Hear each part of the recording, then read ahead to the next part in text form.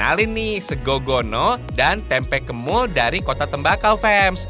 Kedua menu ini selalu disajikan secara berdampingan dan gak bisa dipisahkan loh, kayak aku dan kamu. Hehehe. Sego gono adalah nasi yang disajikan dengan aneka lauk. Sedangkan tempe kemul adalah tempe yang dimasak tepung berwarna kekuningan, fams.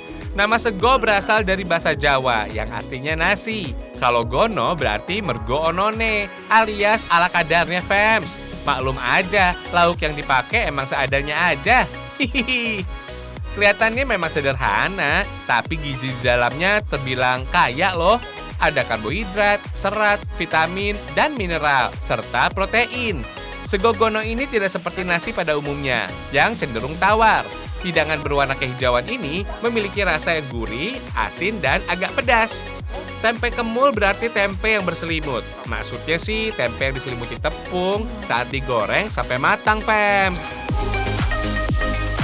Sekarang kita bikin sego gono, fams. Bahan utamanya beras, fams. Tapi ada juga bahan lain yang menjadi campurannya. Dalam pembuatan sego gono susah-susah gampang, fams. Sebabnya ada beberapa tahap yang harus dilakukan. Mulai dari mencuci beras sampai bersih, lalu memasaknya. Sebelum ada alat yang modern, memasak nasi dilakukan 2 tahap, yaitu menanak dan mengukus. Nah, proses ini biasa disebut dengan menanak nasi, fams. Sambil menunggu nasi setengah matang, kita siapkan aneka sayuran. Ada daun bayung atau lembayung yang berasal dari daun kacang senerek atau kacang merah. Pohon bayung mudah ditemukan di dataran tinggi seperti Temanggung, fams. Umumnya mirip dengan bayam, tapi agak kaku dan keras. Katanya sih, daun bayung ini kaya kandungan fosfor, sehingga bisa meningkatkan ASI bagi ibu hamil loh. Tambahan kacang panjang juga menjadi ciri khas sego gono, fams. Gak usah pakai pisau, kacang panjang cukup dipotong dengan tangan aja ya. Kacang panjang ini kaya vitamin, mineral, dan protein.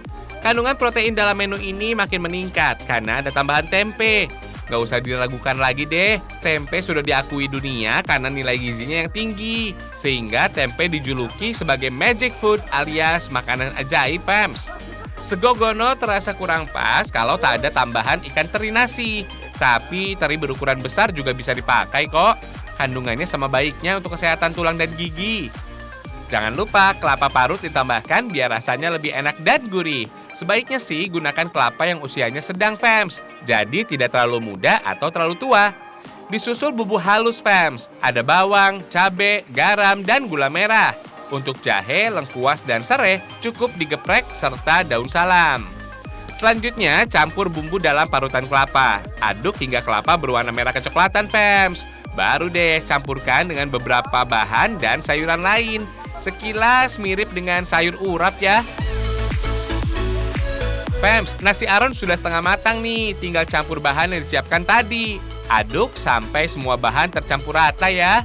Katanya sih asal-muasal nasi gono sebenarnya berasal dari seorang nenek yang rumahnya diterjang angin puting beliung. Kemudian para tetangganya membantu memperbaiki rumah nenek. Masyarakat setempat punya kebiasaan menyajikan hidangan untuk makan bersama. Karena rumah porak-poranda, maka sang nenek hanya bisa menyajikan nasi yang dicampur teri dan sayuran. Jadilah hidangan mergo onone mungkuwi, yang artinya cuma ada ini yang disajikan.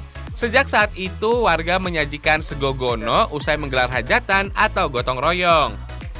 Sekarang bikin tempe kemul, fams. Iris tempe lalu balut dengan tepung yang diberi bumbu kunyit, serta irisan daun bawang. Tempe kemul ini, fams, gampang banget loh dijumpai di Temanggung dan Wonosobo. Biasanya sih tempe ini digoreng dadakan saat ingin disajikan. Pas banget ya disantap ketika cuaca sedang dingin. Mantap!